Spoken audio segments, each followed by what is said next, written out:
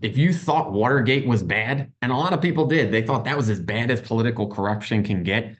You have not seen anything yet. Heading into 2024 with the election here, we've got huge moving pieces, and we want to dive into one of the biggest stories right now. It has to do with the 14th Amendment and the possibility of Trump being disqualified off ballots. So we're going to share a map. It's one of the scariest maps I've seen in a while, and bring that in a second. But I want to make sure I introduce the man of the hour, our own Jim Rickards here at Paradigm Press. He is a former CIA advisor, a former advisor to the Pentagon, and he's been around DC politicians, seeing and looking from the side at what's going on there in Washington. He was around when the Nixon and the petrodollar were crafted. So this is a man on the scene that knows what's going on politically, and I want him to get to the bottom of it. So, Jim, thanks so much for joining us. Things could get crazy here in 2024. Get everyone caught up. What do they need to know? Well, I think crazy is the right word, Matt. Put your finger on it. And it's happening across the country. What we're talking about specifically is Section 3 of the 14th Amendment to the U.S. Constitution. Now, there's a lot else going on. There are redistricting cases where you have to redraw the congressional maps every 10 years. Well, 2024 is one of those years after the 2020 census. That's being contested in state legislatures and so forth. But the big one, the one that's kind of dominating the news, that's got everyone spun up, is this again, Section 3 of the 14th Amendment. Let me just read. It's pretty short. I think. By the way, I should let our viewers know that in addition to being an editor and a writer and a bunch of other things, I'm also an attorney. I took constitutional law back in the day, but from a really good professor. It was back before the law schools got, as messed up as they are today. But anyway, Yeah. let me read Section 3. It's pretty short, and it says the following: no person shall be a senator or representative in Congress, or elector of the president and vice president, or hold any office, civil or military, under the United States or under any state, who, having previously taken an oath as a member of Congress or as an officer of the United States or a member of any state legislature or as an executive or judicial officer of any state to support the Constitution of the U.S., of the United States, shall have engaged in insurrection or rebellion against the same or given aid or comfort to the enemies thereof. But Congress may, by a vote of 2/3 of each house, remove such disability.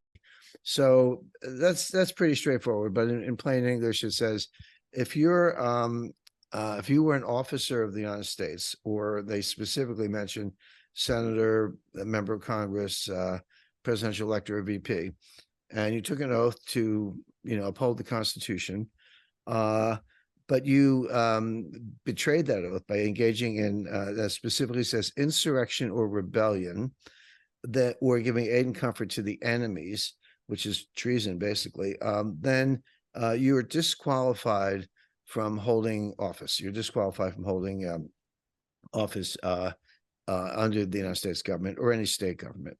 So, what's the background here? Where did this come from? Where did Section 3 come from? Well, it's part of the 14th Amendment. The 14th Amendment was passed in 1868, 3 years after the end of the Civil War, which was over in 1865. It was part of Reconstruction. Obviously, the Civil War was the most traumatic internal event in U.S. history.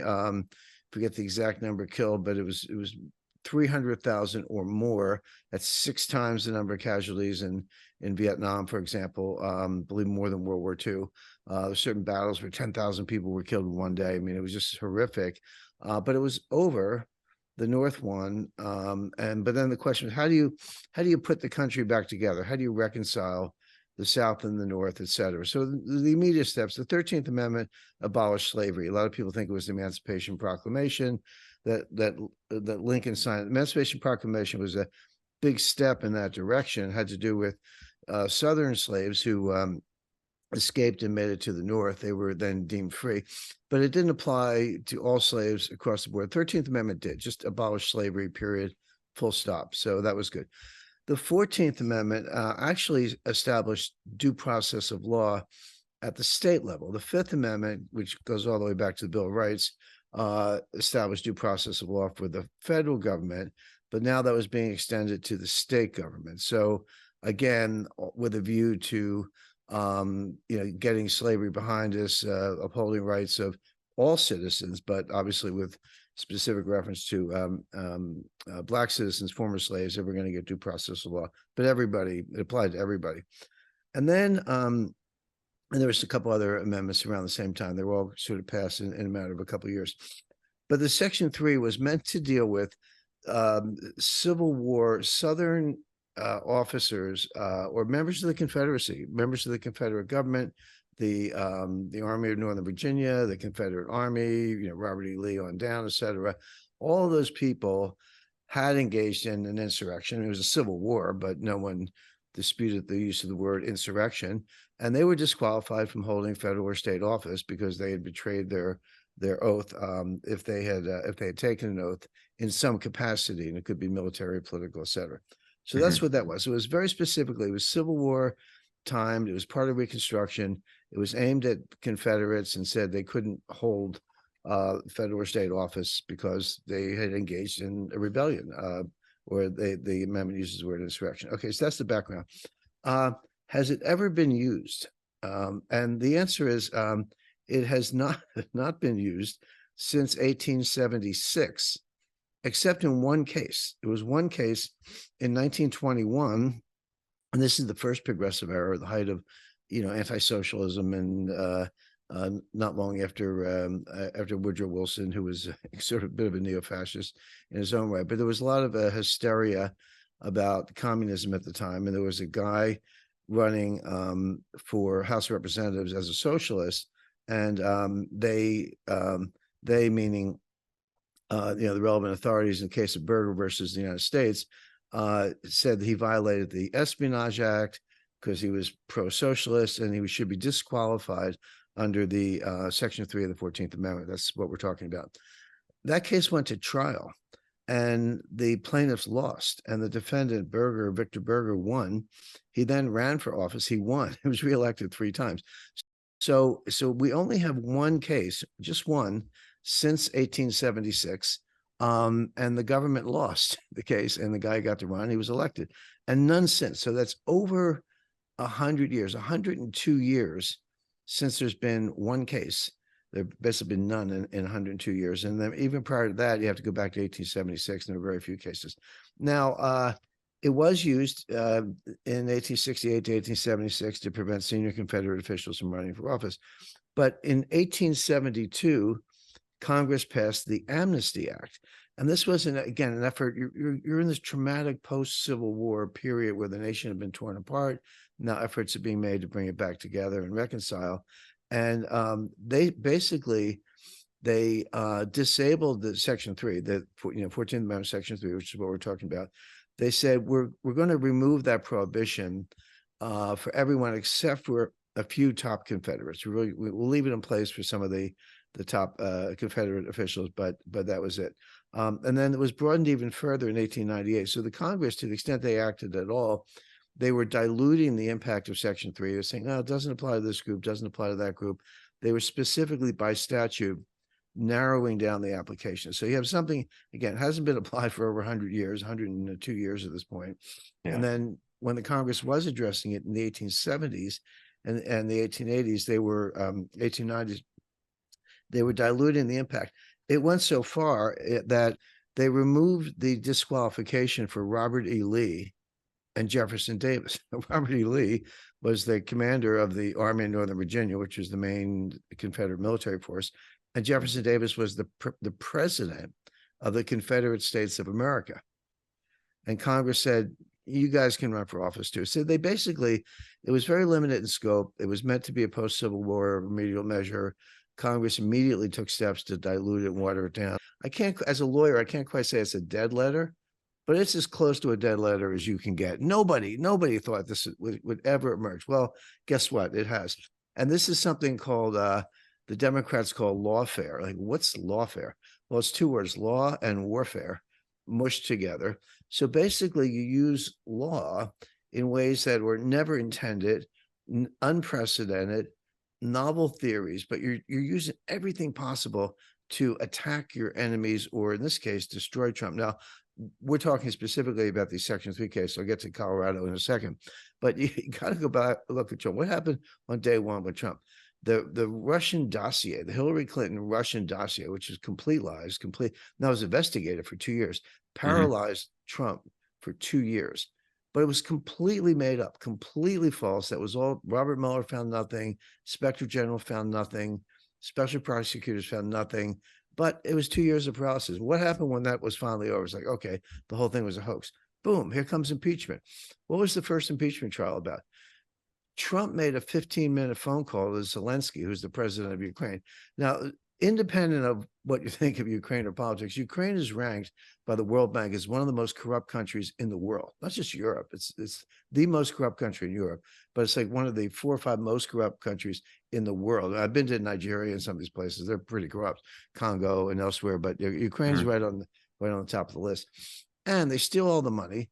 And the Biden crime family was involved. U.S. was sending aid, and then the oligarchs were recycling it back to the U.S. as campaign contributions to the Democrats.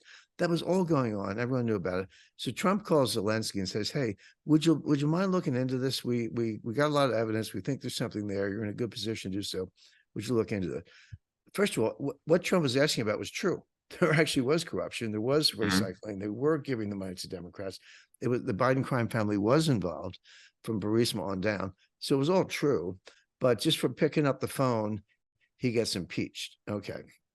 And by the way, and Nancy Pelosi led it, and there was no vote to authorize the impeachment proceeding. They voted to impeach, yes, whenever the Senate and Trump was acquitted. He was not convicted, removed from office, of course.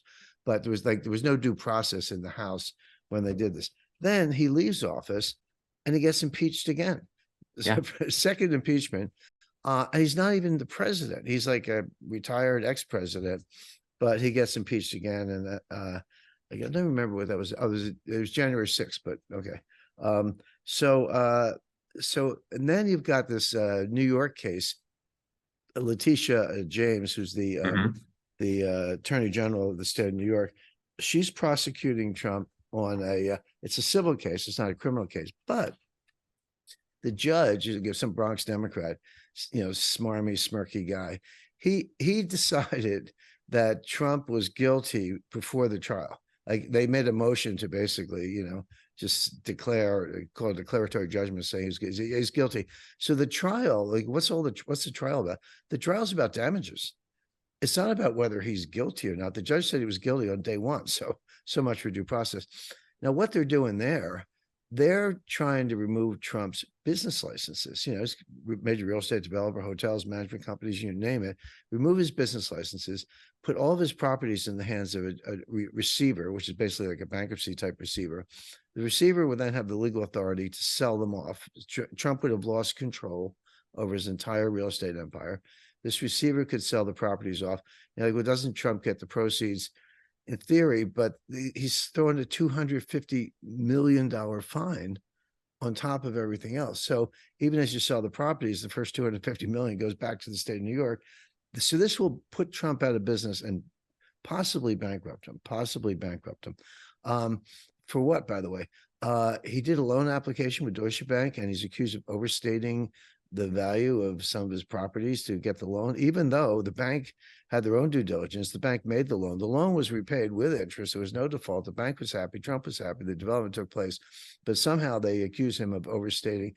And then the judge looked at the property value of Mar-a-Lago, and they used the real estate appraisal. Everyone knows real estate appraisals are low relative to market value. I think the real estate appraisal might have been 15 million or something. And they talked to these Florida, Palm Beach brokers, like, no, that place is worth 150 million easily. But and I started my career as a tax counsel at Citibank. I worked in the financial control. I was a lawyer, but I worked in financial control. We had 5 sets of books, completely legal. We had generally accepted accounting principles, international accounting principles, tax books, cash books, and management reports, because management wanted to see it a different way. We had 5 sets of books, all legal. But so the idea that, you say, okay, in my financial books, I say this, but in my loan application, that's normal. Show me a real estate developer in New York who doesn't do that every single day. But he was singled out, targeted. Letitia was elected on a platform that was screwing Trump, and she did. And I can kind of I think our listeners are familiar with the other cases. You got the Stormy Daniels case, Alvin Bragg, hush money. I mean, I've settled all kinds of complaints in my career. You pay the person money, you get a non-disclosure agreement, everyone releases everyone, and everyone goes their way. You do that all the time in business. So what was the big deal? Et cetera, et cetera. So this is lawfare. But now we come to the Section 3 of the 14th Amendment. Yeah. And as I mentioned, this is totally unprecedented. So what's at stake?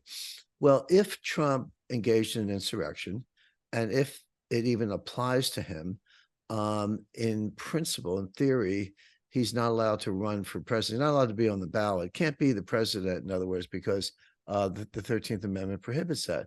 Well, okay, but it begs a lot of questions. Well, first of all, was January 6th an insurrection? Was it an insurrection? And this gets really interesting because most people, including myself, would say no. It was started as a demonstration. It turned into a riot. There was some violence, not a lot, but yeah, some broken doors, broken windows. That happened. As far as I'm concerned, if you smash windows and you get arrested, too bad for you.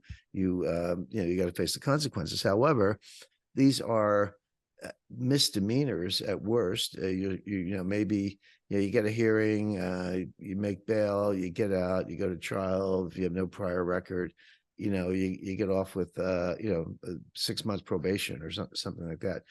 Instead, those defendants have been put in jail. They do not get bail. Some of them have been in jail for over 2 years or close to 2 years at this point. Actually, no, it starts over 2 years, going on to 3 years at this point. It's the worst jail you can imagine. It's the DC City Jail. This is not, one of these federal prison country club type facilities, which are not really country clubs, but they can be relatively comfortable. This is like a rat-infested, rotten food DC jail. So these people have been treated worse than like war criminals. And they're trying to claim. So that was bad, but it was a riot at worst, and maybe just kind of an unruly demonstration with some violence, and that should be punished accordingly. Anyway, but you notice that Nancy Pelosi started calling this an insurrection the next day. So it's January 6th was the riot. The next day, Nancy Pelosi says, this is an insurrection. And then Eric Swalwell, this is an insurrection. And all the Democrats in chorus and MSNBC and all the insurrection.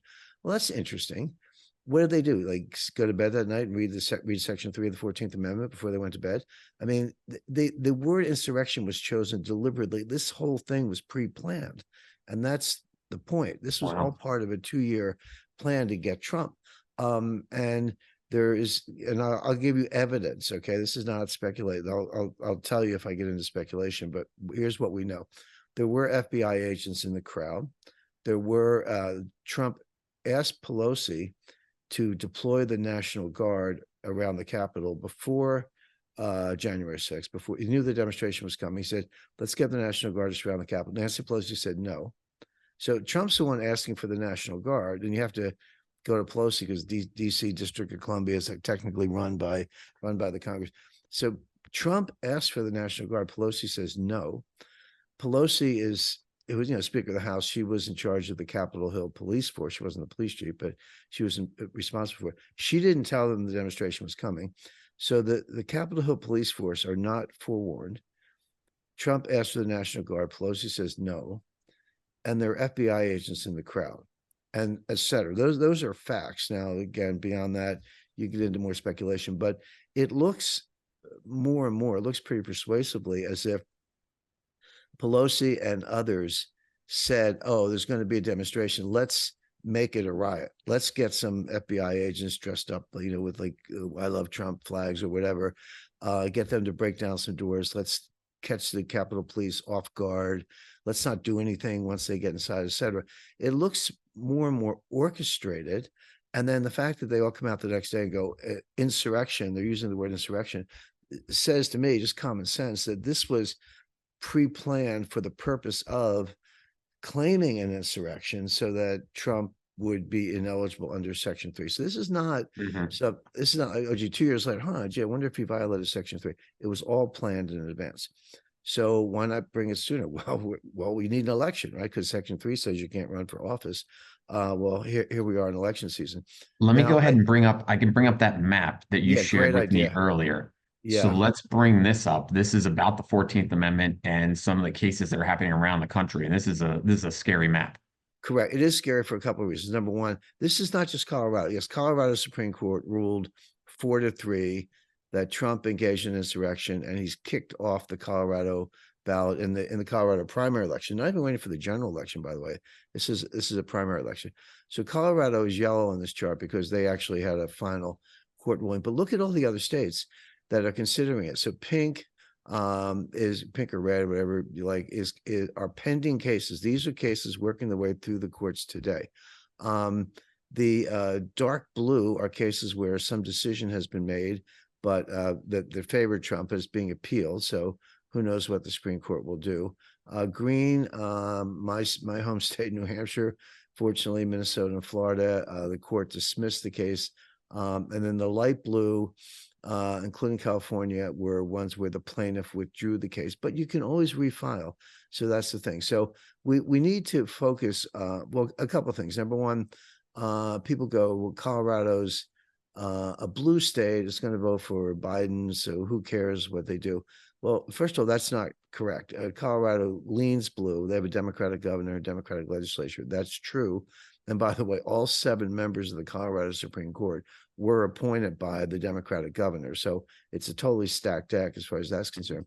But the truth is, there are a lot of conservatives, or honest to goodness cowboys, and Trump supporters in Colorado. We had a rally in Denver not long ago. It was very, very well attended. So you can't just write Colorado off. And people say the same thing about California. This chart says dismissed by plaintiff, maybe, but the Secretary of State of California, by the secretaries of state, these are state secretaries of state.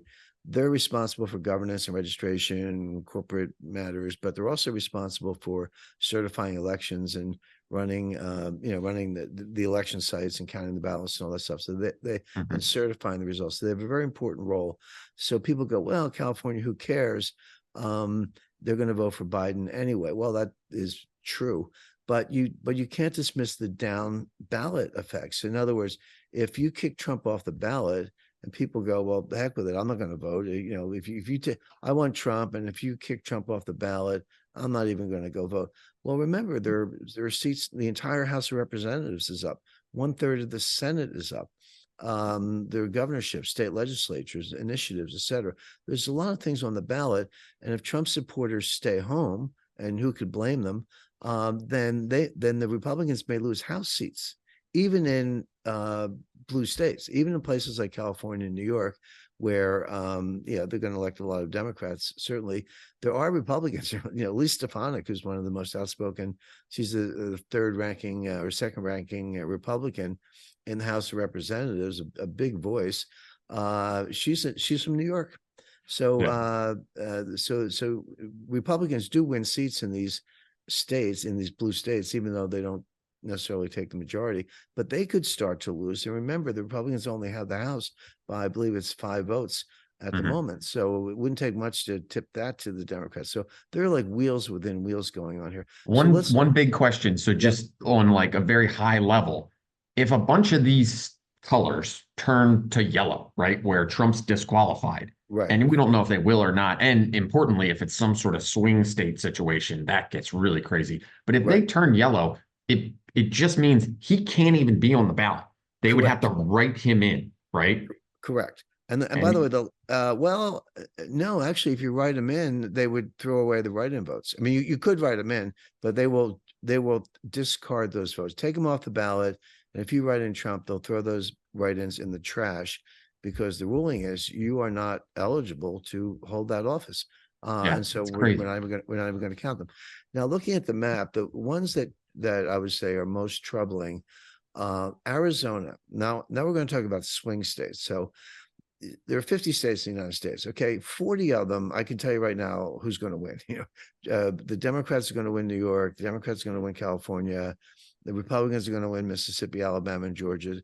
About 40 of the states, you can tell right now who's going to win. So the whole election comes down to 10 states, 10 swing states. And you don't have to win 10 out of 10. You only have to win like 5 out of 10 with slightly more electoral votes than the other Mhm. 5. And you don't have to win by big majorities. You only have to win by like 51%.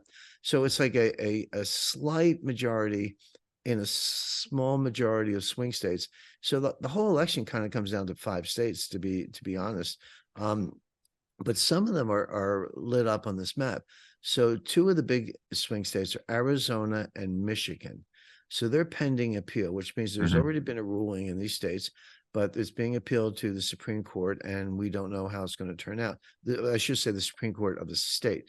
Now, here's another, I don't want to turn this into a law lecture, but I guess maybe we are, but it is, Yeah, well, lawfare, if lawfare is happening, all of a sudden, well-informed Americans need to know about all these things. That's you what's got to know the wild. law. You got to know the law. Now, the entire law in the United States, we got it from England, common law, and all that, is based on precedent. If a bunch of courts have ruled a certain way, certainly the federal level courts of appeal, and certainly the Supreme Court, if they ruled a certain way, and you get that case, you're a judge, and you get that case, and the facts are the same, and the laws are the same, you have to follow the precedent. You don't actually have to, but you better. And they typically do. It's called stare decisis is the Latin word, but it means you follow the precedent. Okay. What happens when there is no precedent? It's the first time a certain case has ever come up. And that is what's going on here. Section 3 of the 14th Amendment applied to a presidential election.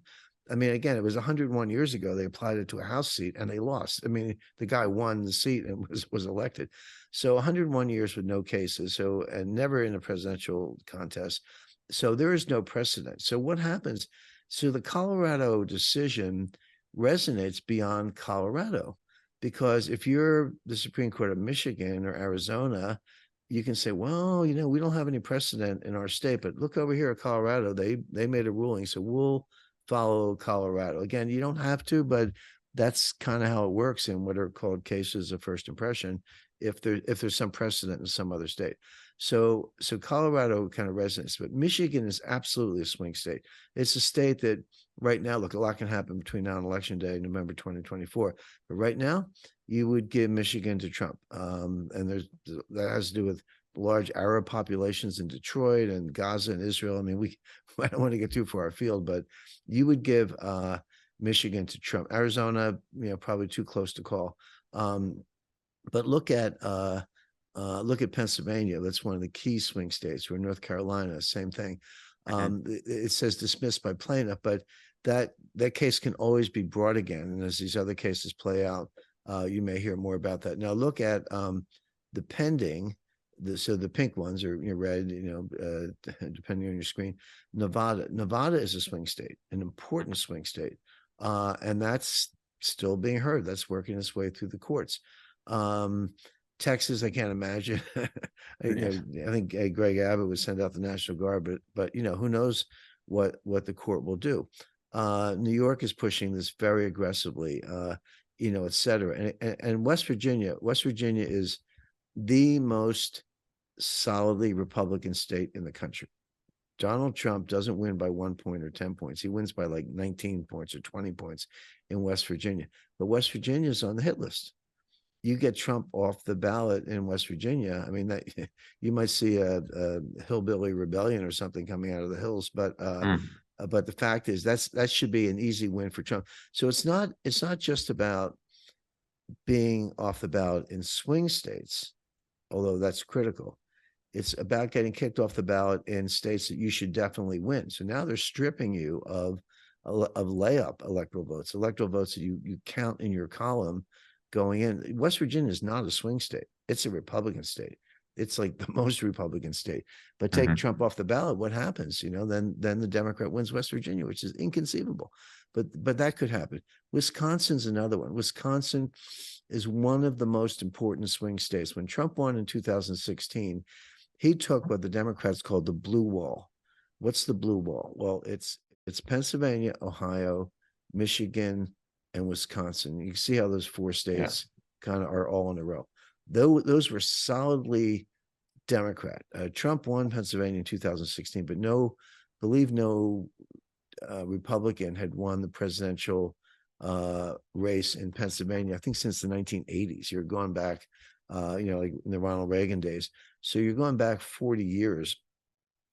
till the last time a Republican won. But Trump did win. He took Pennsylvania, Ohio, Michigan, and Wisconsin. He took the blue wall and turned it red. Well, but look, Wisconsin's on this. Wisconsin's pending, and Michigan is on appeal. So Trump could be taken off the ballot in both of those states. And I already mentioned West Virginia and New York. New York's going to go Democratic, but there are a lot of House seats that have flipped Republican in the state of New York. They're not in Manhattan or the Bronx, but upstate, Orange County, Rockland County, et cetera. So there's damage up and down the ballot. There's damage from coast to coast. This is not a Colorado issue. Yeah, the Colorado Supreme Court made a decision, but this is not about Colorado. This is about democracy. The party that claims to support democracy, who are the Democrats, are anti-democratic. They're trying to take away your right to vote. They're trying to kick Trump off the ballot. This is third world banana republic stuff. Let's now just spend a couple more minutes on the law, Matt, and then I'll wrap up, and we can turn to other topics if you like. So what are the legal issues in these cases? And I read the 13th Amendment earlier. The first one is, was there an insurrection? Okay, I would say no. Jonathan Turley, a distinguished professor of law at George Washington University, says no. A lot of people say no. Some people say yes. Well, we have a process for dealing with that in the United States. It's called due process of law, a hearing, a trial, a determination of some kind. You can't just wave your hand and say, oh, it's an insurrection, he's off the ballot. But that is what the Colorado Supreme Court did. All these prosecutions of Trump, we talked about some of them, the Georgia state prosecution, to Jack Smith, the special prosecutor, two prosecutions, Mar-a-Lago classified documents case, and the Washington, D.C. January 6th case. Jack Smith is the special counsel. So Jack Smith brought two cases. Fannie Willis is the state prosecutor in Georgia. She brings a case. And then we got Alvin Bragg, the clownish district attorney in New York. He brings all Democrats, all Democratic districts, all criminal cases. I say Trump is likely to be convicted of one of them. I mean, 90 felonies or 90 plus felonies. You can dismiss a lot of them. You can win some of them, but you're going to get convicted of something in these districts. They're heavily Democratic districts. And that's the point. But where was the trial or the hearing or the decision that Trump engaged in insurrection? There isn't one. The Jack Smith, who's like this aggressive Democratic prosecutor, never claimed that Trump engaged in insurrection. Trump has never been tried on the issue. He's never been convicted of the issue. Nobody in the federal government or the judicial system has ever said there even was an insurrection, let alone that Trump participated in it. But the Colorado Supreme Court said, yeah, insurrection. It's like, oh, where'd you get that from? MSNBC? I mean, you're watching television, listening to Nancy Pelosi, like an 82-year-old over the hill, power hungry, heavy drinker says insurrection, and somehow that's due process of law. Of course not. So we haven't even had that issue decided, number one. Number two, if there was an insurrection, I don't think there was, and no court has said so. But even if there was, did Trump participate in it? There's tape of Trump saying, please, if you're going to protest, go to do it peacefully. And then later called upon his supporters to disperse, leave the Capitol. Trump was not up there with a sledgehammer breaking down doors, nor did he encourage people to do it. He's accused of that, but the record shows that he actually said, make it a peaceful demonstration. So there's no evidence he engaged in it. But then it gets deeper than that. It's not clear that the 13th Amendment applies to Trump in the first place. Like, does the 13th Amendment even apply to a Democrat? To a presidential candidate? Now, it's getting out the language here. So again, Section 3, 14th Amendment says it says senator, representative in Congress, elector of a president, and vice president. It doesn't say president. In other words, those four offices are listed by name, and says you can't hold those offices if you engaged in the insurrection, leaving aside whether there was an insurrection. It doesn't say the president of the United States. And it does say no person shall be, et cetera, list of the things I mentioned, hold any office, et cetera, who shall have engaged in insurrection or rebellion against the same. It's not clear that the president is an officer of the United States. The president is the president. He's the commander in chief. That's what the Constitution says. But an officer of the United States is generally a subordinate position, meaning the president picks you. He picks an attorney general. He picks a secretary of transportation. They appoint someone to be a 3-star general. All of those appointments, by the way, go up to the Senate. They have to be confirmed by the Senate. There are hearings. There's a whole process. And then there are a lot of subordinate positions, deputy assistant secretary, et cetera, et cetera. All the people I just mentioned are officers of the United States. But it's not clear that the president is an officer of the United States. The president is the president because it's in the Constitution. And he's not selected or chosen or confirmed. He's elected. The president, if the president wins an election, you don't have to go up for a Senate hearing. You don't need a 2/3 vote in the Senate. Nothing. You're just the president. And so there's a good case to be made that the Section 3 of the 14th Amendment doesn't even apply to the presidency, that this whole thing is inapplicable. So number one, was there an insurrection? Probably no. Number two, if there was an insurrection, did Trump participate? Probably no. Number three, does the 14th Amendment, Section 3, even apply to the president? Probably no. And you can see where I'm going. This whole thing is like a Civil War Confederate Army Act, and then they exempted Robert E. Lee. So Robert E. Lee was eligible to run for president of the United States after Congress gave an amnesty, but not Donald Trump. So you can see how ridiculous this whole thing is. And to the extent that the Colorado Supreme Court determined otherwise, there was no due process.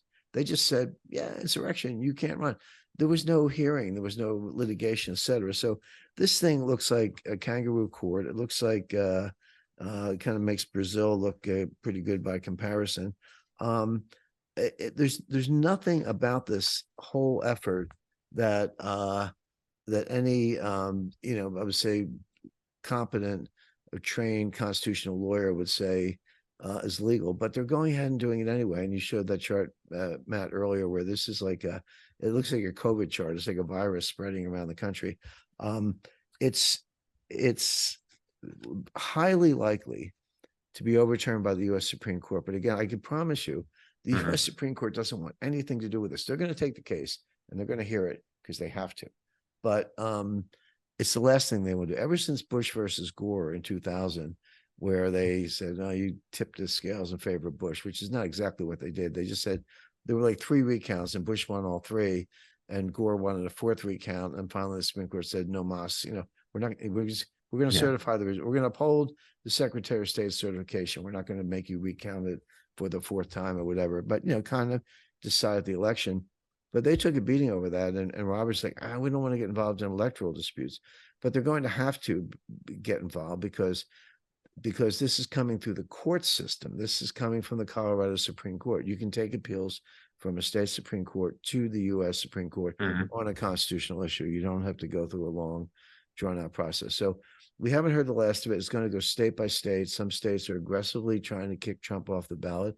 I would put California and New York at the top of the list. I would not dismiss those on the grounds that they're Democratic states, because there are all these down ballot measures that I talked about. And those cases can be used as precedent in states that are swing states, particularly Wisconsin, Michigan, Arizona, and Nevada. So this is far from over. We're going to be hearing about it all year. It's a disgrace. It almost makes you embarrassed to be a lawyer, but hey, you got to fight fire with fire. Wow. Well, thanks for the deep dive there, Jim, because it's a story that we're going to see unfold. And now we've got a lot more information for all the viewers out there. Some other questions that we have that are not related, but they're related to the election 2024, what's coming up. One of the questions that we had from readers is Trump could be, and part of your big prediction about what could unfold for the election is Trump could actually be incarcerated, And one of the questions that we had is, could he run? One, we know he can run for office. He could win. He could be incarcerated. How would he be able to run the country at that point? Good question. First of all, it is a real possibility. So let's talk about the possibility and then kind of where we go from there.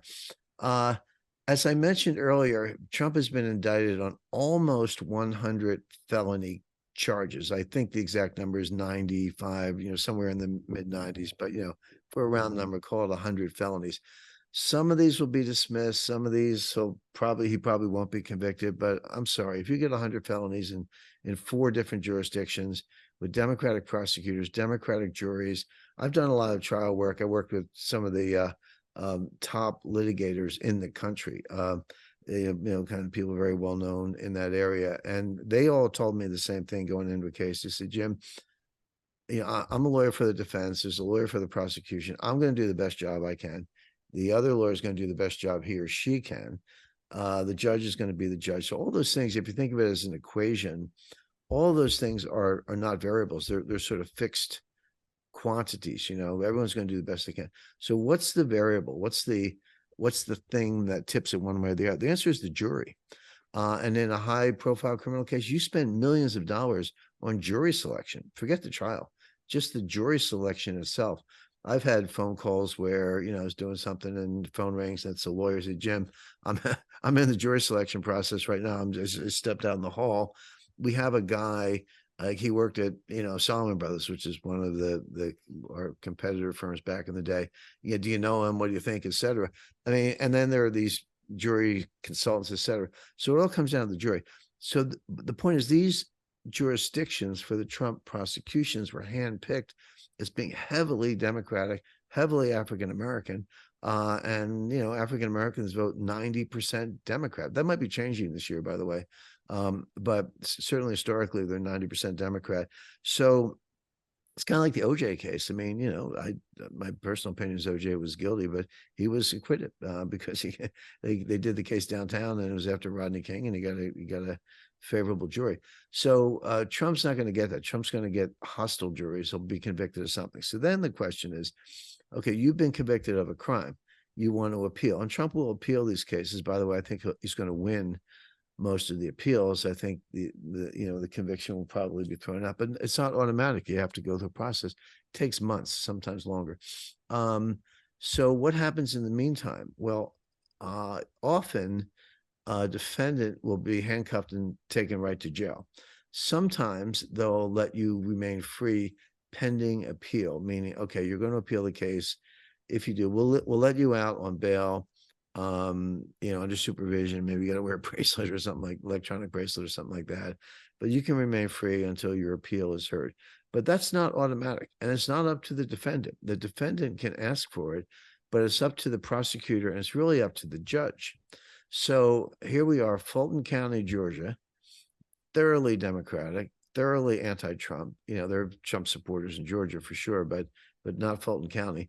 And he gets convicted of some felony.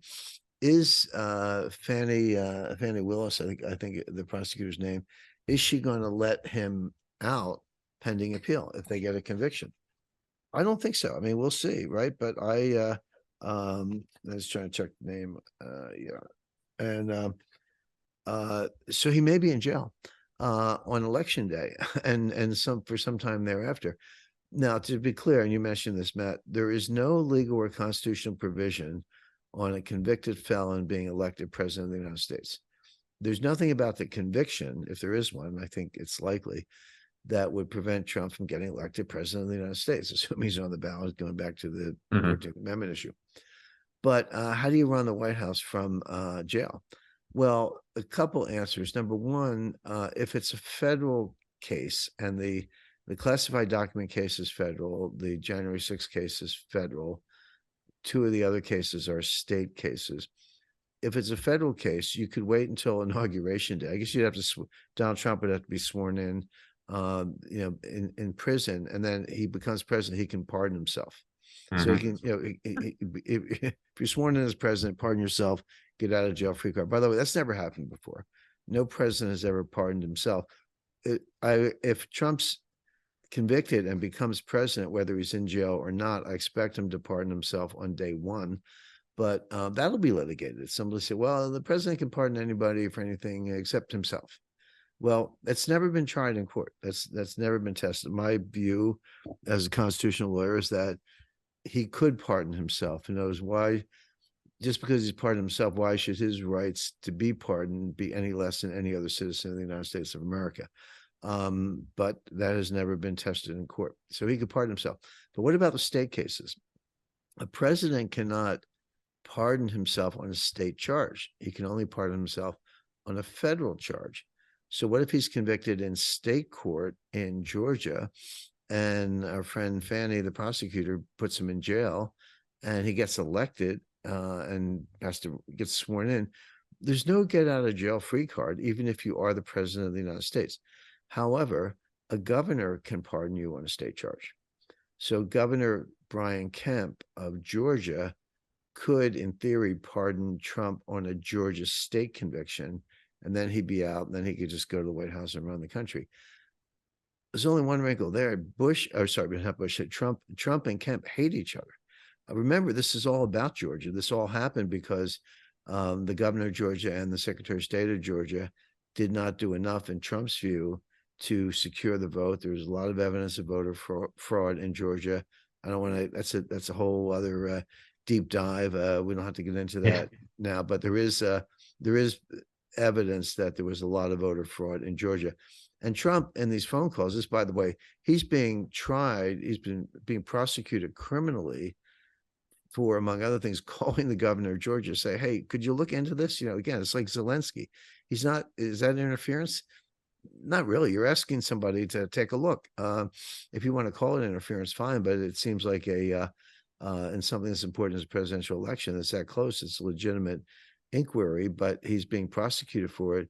But Kemp resisted that. Remember, Georgia had 2 Republican senators, and now they're both Democrats. Forget the name, Warnock, and I forget the other one. But you flip from 2 Republicans to 2 Democrats. Kemp blames Trump for that because Trump was endorsing really bad candidates.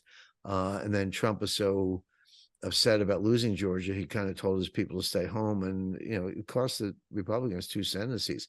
That's a separate issue, but I'm just saying there's a whole bunch of bad blood between Brian Kemp, the governor of Georgia, and Donald Trump. So if Trump's ability to run the country from the White House is called into question because he's in a Fulton County jail, and you can't pardon yourself on a state charge, and it depends on the governor of Georgia. Will the governor of Georgia actually do it? My guess is he probably will for the good of the country, but don't take that for granted because there's a lot of bad blood there. So this thing just gets more.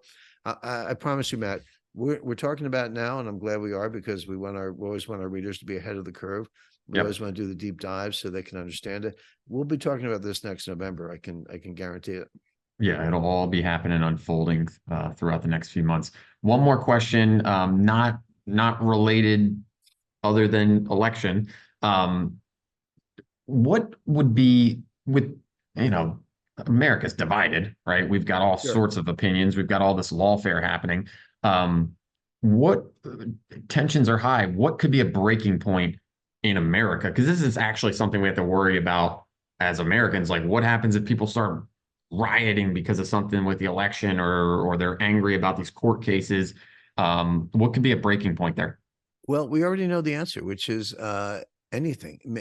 Seriously, in a complex dynamic system that's kind of waiting to implode, and I would say that's a pretty good description of American democracy at the moment. By the way, anyone who has studied history, the decline of the Roman Republic in the first and second centuries BC, the decline and fall of the Roman Empire in the fourth and fifth centuries AD, the collapse of other civilizations, Bronze Age civilization collapse in 1200 BC.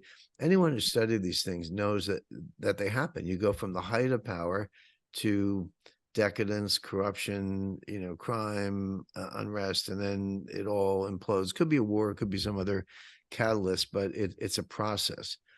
So I would say we're dangerously far along in the process. But to illustrate, all you have to do is look at the summer of 2020. I'm not talking about the pandemic. The pandemic, again, big topic. We can talk about that, another occasion. But George Floyd. George Floyd was one criminal. He had a long criminal record. He was probably going to die that day anyway. The officer was convicted of murder and is in jail. But he had like a triple overdose of fentanyl. I think if the police officer, Derek Chauvin, I think was his name, if he had just said, Mr. Floyd, just take it easy, don't drive too fast, have a nice day, Floyd would have been dead later that day because of the fentanyl. But that's not what happened. He was, pulled out of the car. A guy put his knee on his neck. Looks pretty bad. It's actually standard police technique at the time, but be that as it may, Floyd died. He became this hero. Why is he a hero? I mean, like I say, he's a criminal, drug addict, etc. But pulled guns on people and so forth. But that triggered riots from coast to coast. Over 200 American cities had riots, some worse than others. Downtowns were burned. Federal courthouses were attacked. In Seattle, they remember the CHOP, the autonomous zone, where they set up their own little country inside, like 10 city blocks of Seattle, and put up barricades, and you couldn't go in. People started getting shot in the CHOP zone, etc. Minneapolis, Kenosha, Wisconsin. I don't have to go down the list. There were hundreds of cities involved. No one lifted a finger. New York, they were throwing Molotov cocktails. They were turning over police cars. They were smashing store windows. They were rioting up and down Michigan Avenue in Chicago, ruining these downtowns, many of which have not recovered. Everyone just said, hey, I'm out of here. I'm going to Miami or West Palm Beach or Austin or someplace that's a little more civilized. They got out. A lot of these cities have not recovered. They're still suffering from everything I just described. Now we have plagues of shoplifting and everything else. But that was a real insurrection. I mean, if you want to throw the insurrection label around, what did the Democrats do about it? Trump was president at the time, but he never got any support from the governors for bringing National Guards. I remember riots in the 60s. I grew up in New Jersey and Newark. They brought the National Guard and they just marched down the streets with, armed personnel carriers and automatic weapons and just put an end to it. But that didn't have, the Democrats were thriving on the chaos. They were thriving on the violence and the burning and the looting and the number of people who were killed and all that, because it helped to defeat Trump. This whole, I do think, Matt, 50 or 100 years from now, the American Psychological Association will have a textbook entry on Trump derangement syndrome. There's something about Trump that, we different views, different size, Democrat, Republican, liberal, conservative, progressive. I get all that, but this is different. This is like a mental illness where, you just say the word Trump to certain people and they get triggered. I mean, they can't, I do it publicly. I do it on calls like this. But in social context, it's like, what's the point? You looking to start a fight? Not really. So, but there's something about Trump that just drives people around the bend. And the summer of 2020 was an example. So my point is, one routine arrest of one guy with an extensive criminal record who had taken, a triple dose of fentanyl, dies. Okay. And, let's say you blame the police officer. He was convicted of murder, so he's in jail today. So I guess justice took its course, but that's all it took to burn down 200 American cities. So when you suggest that, we're on the edge of something similar, I would agree, and I would just look at the summer of 2020 as Exhibit A. So what would it take? The answer is not much, but I do think that kind of potential will be muted or mitigated because of the upcoming election. I think there's kind of an asymmetry. The Democrats use lawfare, riots, burning down police stations. To them that's business as usual. The Republicans are like, they're political opposition, but they're like, we're not really into burning things down. That's not how we do things. But the people are getting more and more fed up. They're more and more on edge. There's no question about that. And so the issue is, what would it take? I think they will be muted until the election. I think people are willing to get past the November 2024 election. If Trump wins, if the Republicans hold the House, the Republicans can take the Senate. Those are all pretty good probabilities, by the way. There's never any certainty in politics, but those, from where we sit right now, that looks like the likely outcome. And then if Trump has learned a few lessons from his first term, Trump had the worst appointments process I've ever seen. People call Christopher Wray, like he's the head of the FBI, like a neo-fascist. I agree with that. Trump appointed Christopher Wray. Jeffrey Sessions was a brain dead attorney general. I agree with that. Trump appointed Jeffrey Sessions, et cetera. And so you look at all these deep state appointments, and a lot of them came from Trump, but he didn't know any better. I mean, I'm not excusing it at all. I think it's a major deficiency of the Trump administration, but he had this New York attitude. Well, I'll put you in, and if I don't like you, you're fired. That's not how it works in Washington. Maybe it's how it works in New York. That's not how it works in Washington. You can't just fire people. They got civil service. You got the media, too much attention, too high level. It's a whole different ballgame.